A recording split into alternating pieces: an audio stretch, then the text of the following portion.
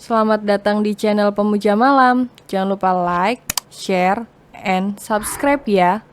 Terima kasih.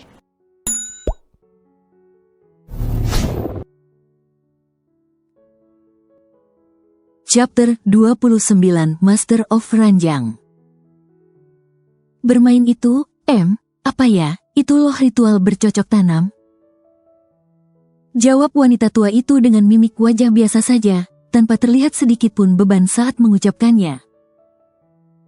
Terus, Ruby langsung curiga mengenai buku yang Sandra bawa itu. Ruby tahu sifat mesum suaminya turun dari siapa lagi jika bukan mertua perempuannya yang dulu adalah atasannya di tempat kerja. Sering sekali Ruby diberi wejangan mesum mengenai cara menaklukkan seorang pria di ranjang saat dia masih bekerja dulu. Dan saat ini dia yakin Sandra akan mengajarkannya hal-hal berbau kemesuman. Sandra mulai membuka lembaran buku keramatnya.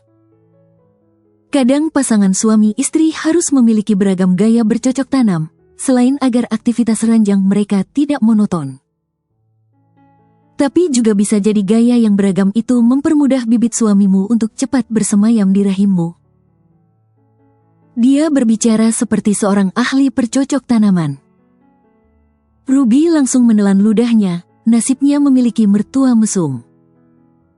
Hingga dia harus mendengarkan pelajaran singkat bercocok tanam dari seorang mertua, bukankah itu terlalu memalukan?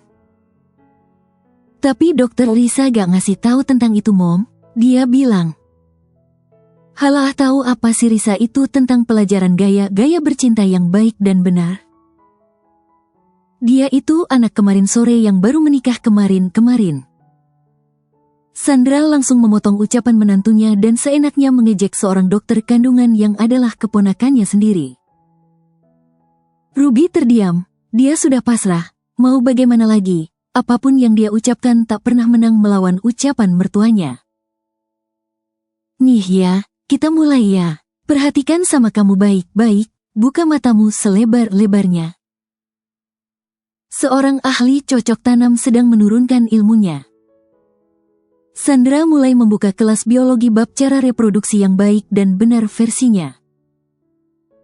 Baru halaman pertama Ruby dibuat malu saat melihat gambar yang memperlihatkan gaya bercinta sepasang suami istri yang biasa pada umumnya. Ini gaya yang biasa, umum, membosankan, terlalu primitif. Sang guru mulai menjelaskan. Kalau gaya ini lebih menguntungkan perempuan, lihatlah. Gaya full service kalau kata dewa. Hati Ruby menggumam. Sepertinya kamu harus menjajal gaya ini, lihatlah. Walaupun kamu akan kelelahan, tapi bukankah itu membuat benih dia lebih mudah menggapai ladangnya? Itu gaya kalau aku sedang dihukum Mommy. Ingin sekali menjawab itu. Bagaimana kalau ini, apa kamu pernah mencobanya? Dewa sangat suka gaya itu. Hati Ruby terus menggumam. Kini wajah Ruby sudah semakin merah karena malu. Lihat lagi yang ini. Baru semalam kami memeragakannya. Dulu Mommy suka bermain dengan gaya ini, tapi itu dulu sekali, entah kapan kami terakhir melakukannya. Sang guru malah bernostalgia. Aku juga suka gaya itu. Hati Ruby cekikikan. Ini sedikit ekstrim, sepertinya kalian akan sulit melakukannya. Sandra terlihat meremehkan anak dan menantunya. Aduh Mommy, kami sering melakukan gaya itu. Ruby semakin tak tahan ingin mengungkapkannya. Bagaimana, apa kamu ingat itu semua sayang? Sandra memastikan pelajaran bercocok tanam yang ia ajarkan bisa diserap oleh menantunya. Kami sudah pernah mencoba semua gaya itu Mommy. Akhirnya Ruby membuka suara. Apa? Sandra terkejut mendengar pengakuan menantunya yang dulunya hanyalah seorang gadis polos. Kamu yakin? Dia mengangguk kecil. Kalau ini, Sandra menunjuk gambar yang lain, Lagi-lagi Ruby mengangguk. Ini juga. Ruby kembali mengangguk, membuat Sandra langsung meloncat beberapa halaman mencari gaya yang sepertinya sulit dilakukan setiap pasangan. Bahkan dia pun belum pernah melakukannya. Ini. Dan lagi-lagi Ruby mengangguk. Ternyata aku salah mengajarkan ini semua kepadamu. Ternyata kalian lebih berpengalaman dibandingkan aku.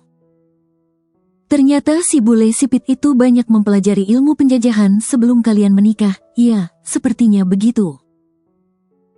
Sandra menutup buku keramatnya. Sepertinya Miyabi juga harus belajar banyak kepada kalian.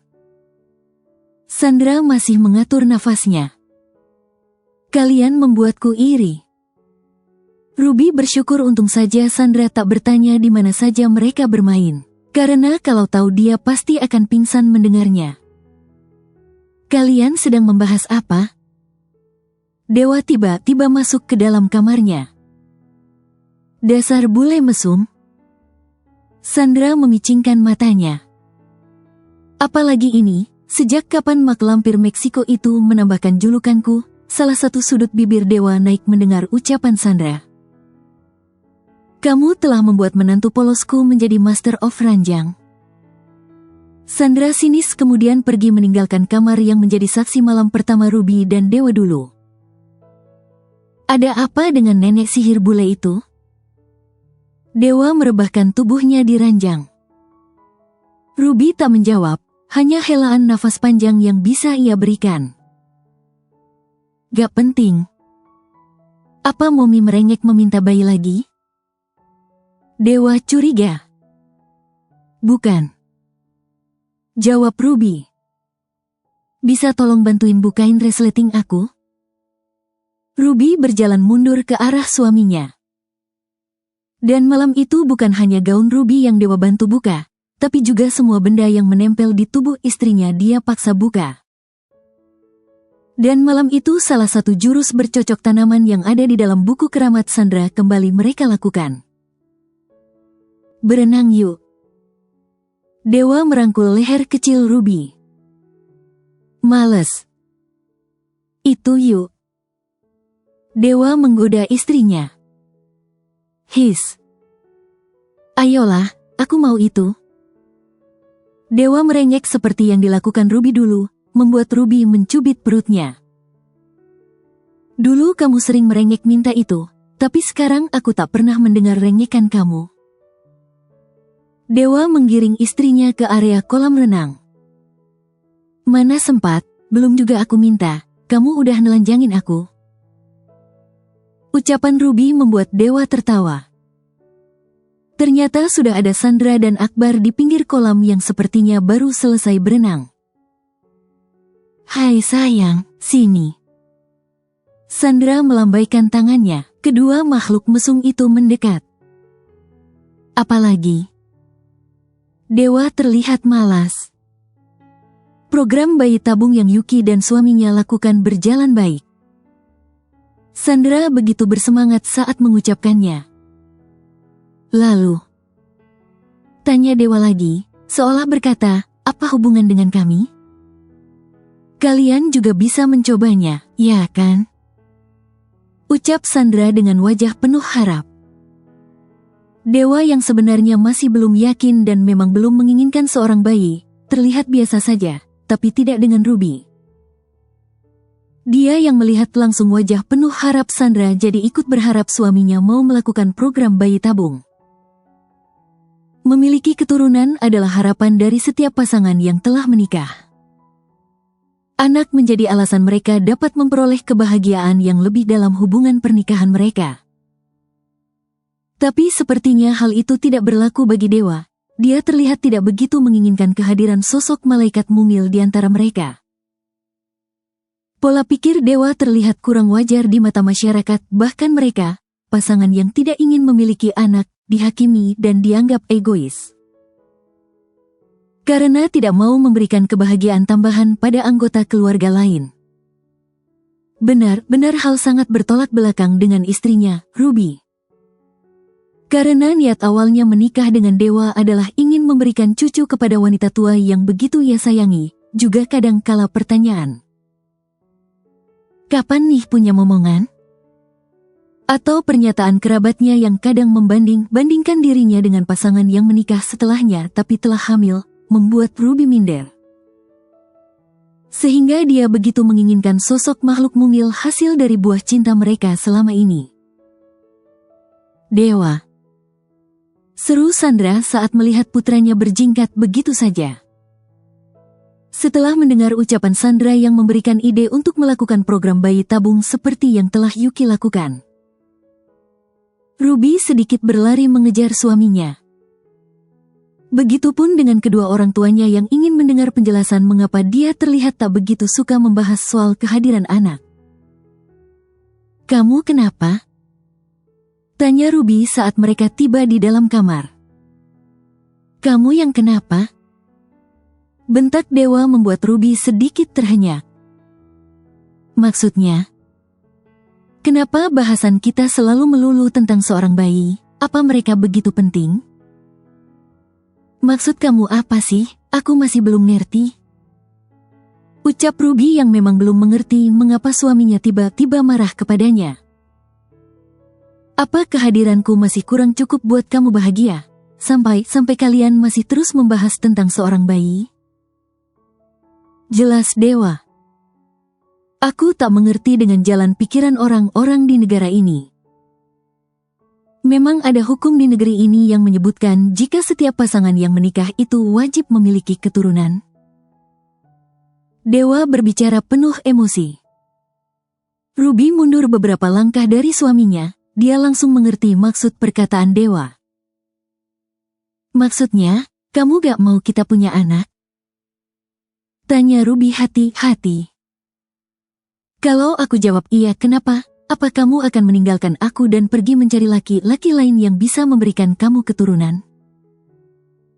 Dewa masih tidak menurunkan intonasi suaranya.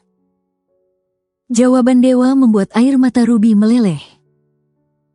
Bukan karena perkataannya yang menyuruhnya mencari pria lain, tapi karena jawaban Dewa yang tidak menginginkan bayi. Kamu tahu kan aku nikah sama kamu karena aku ingin memberi Momi seorang cucu. Ruby salah memberi jawaban. Oh, begitu, jadi sampai detik ini kamu bertahan denganku bukan karena kamu memiliki perasaan yang seorang istri miliki kepada suaminya. Dewa terlihat merendahkan Ruby dengan tatapannya. Bukan begitu. Tiba-tiba Ruby kehilangan kata-kata. Lalu apa? Dewa, aku mencintaimu, sungguh. Lelehan air mata Ruby terus mengalir. Heh. Lagi-lagi Dewa seperti meremehkan ucapan istrinya. Cinta, jangan sebut lagi kata itu di hadapanku kalau kamu masih memprioritaskan anak untuk kamu banggakan kepada mertuamu. Tapi bukankah sewajarnya jika sepasang suami istri menginginkan bayi di kehidupan rumah tangga mereka? Ternyata otak kamu juga sama primitifnya dengan mereka. Sindir Dewa. Setelah sekian banyak usaha aku untuk membahagiakan kamu, tapi tetap saja prioritas utamamu adalah menginginkan keturunan.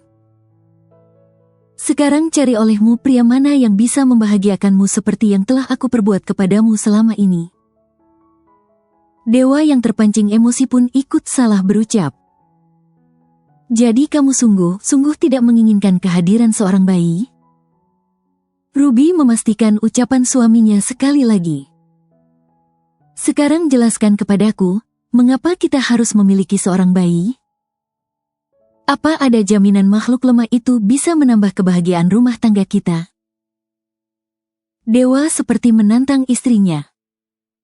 Ruby tak bisa menjawab, tapi hatinya begitu hancur mendengar ucapan suaminya. Lalu sikapnya kemarin yang begitu setia menemani setiap sesi pengobatan Ruby itu apa? Apa Dewa hanya pura-pura? Aku kira kamu juga mengharapkan seorang bayi, sampai kamu mau repot-repot menemani aku pengobatan. Karena aku hanya ingin kamu bahagia, apa kamu tidak tahu jika aku sama sakitnya melihat kamu harus merasakan semua sesi pemeriksaanmu? Kamu tahu jika proses bayi tabung itu lebih rumit dan lebih menyakiti dirimu. Ruby terdiam, dia tidak tahu jika suaminya menuruti keinginannya hanya ingin membuatnya bahagia. Aku tanya kepadamu satu pertanyaan lagi. Ucap Dewa masih dengan raut wajah penuh emosi.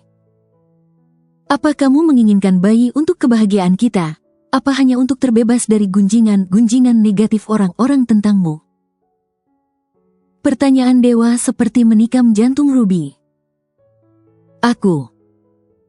Ruby bingung harus menjawab apa. Tak perlu kamu jawab sekarang, gali dulu semua jawaban dari otakmu yang dangkal. Ucapan Dewa begitu menohok. Sandra dan Akbar yang sejak tadi menguping di depan kamar mereka, tak bisa berbuat banyak. Lebih tepatnya Akbar yang melarang istrinya untuk ikut campur urusan rumah tangga putra mereka. Hari mendekati senja saat Dewa menyuruh seorang pelayan untuk menyiapkan mobilnya. Bukannya kamu mau menginap semalam lagi di sini? Tanya Sandra yang masih bersikap tak tahu apa-apa perihal pertengkaran mereka. Dewa tak menjawab, dia seolah tak mendengar ucapan mominya. Ada urusan kantor yang harus Dewa kerjakan. Ruby yang menjawab dengan alasan yang terdengar umum. Kami pulang dulu, Mom. Ruby memberi pelukan perpisahan kepada mertuanya. Jaga dirimu, sayang. Sandra memeluk erat dan mengusap lembut punggung menantu satu-satunya, berusaha menenangkan hatinya. Mommy sama Papi juga jaga diri ya. Ucap Ruby sebelum masuk ke dalam mobil. Tak ada kata yang keluar dari kedua mulut sepasang suami istri yang biasanya terlihat ceria itu di sepanjang perjalanan. Mereka memilih membisu dengan pikiran mereka masing-masing. Hingga sesampainya di apartemen pun sikap mereka masih sama, cuek, saling tak bertegur sapa. Apa kamu gak mau makan malam? Tanya Ruby pada suaminya yang terlihat hanya menonton televisi. Pesan saja dari luar. Jawab Dewa singkat. Untukmu saja, aku akan keluar sebentar lagi. Lanjutnya, tapi tatapan matanya terus tertuju pada layar datar yang sedang ia tonton. Ruby tak menjawab, tak mempertanyakan pula kemana Dewa akan pergi. Dia memilih masuk ke dalam kamarnya, kembali menangis. Menangisi sikap Dewa yang begitu cuek terhadapnya kala itu. Dewa masuk ke kamar mereka beberapa saat kemudian. Dilihatnya Ruby sudah menyelimuti dirinya dengan gerak tubuh yang sepertinya sedang menangis. Tapi Dewa seolah tak melihatnya, dia memilih masuk ke kamar ganti untuk mengganti pakaiannya. Kemudian berlalu tanpa sebuah kata pamit. Tangis Ruby semakin pecah saat mendengar pintu apartemen mereka tertutup dari luar. Tak biasanya dia merasa begitu kesepian, ini bukan kali pertama baginya ditinggal seorang diri di apartemen. Tapi entah mengapa untuk kali ini Ruby merasa amat sangat sedih dan kesepian. Tak ada yang bisa ia telepon untuk mencurahkan isi hatinya, tak ada orang yang bisa mendengarkan keluh kesahnya saat itu. Untuk pertama kali ini, Ruby benar-benar tersiksa. Ruby membuka mata saat suaminya telah siap dengan setelan kerjanya. Entah jam berapa dia datang, seingatnya saat fajar hampir menyingsing, Ruby masih menangisi suaminya. Kamu mau berangkat? Ruby mulai mengajak suami berbicara. Sikap Dewa masih sama seperti kemarin. Ruby dibuat salah tingkah dengan sikap Dewa, tak biasanya Dewa begitu dingin kepadanya. Air mata Ruby kembali membasahi pipinya saat Dewa berangkat tanpa pamit kepadanya.